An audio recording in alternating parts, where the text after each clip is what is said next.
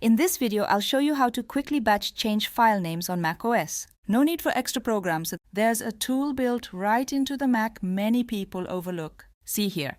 If you want to rename a whole group of files at once, select the files you want in Finder. Go up to the three dots at the top of the Finder window. Click Rename. A pop-up appears called Rename Finder Items. Here you get options for editing file names all at once.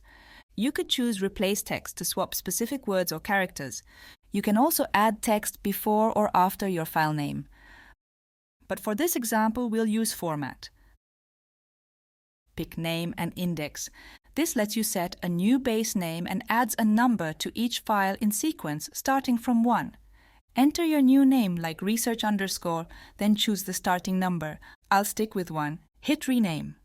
Instantly, every selected file gets the new name with numbers counting up.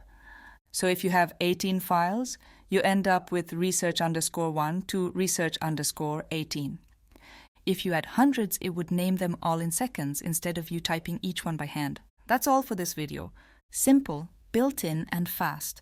Many people never notice this option in macOS.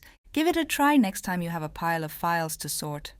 Thank you so much for watching, and I hope you'll join me soon in my next video.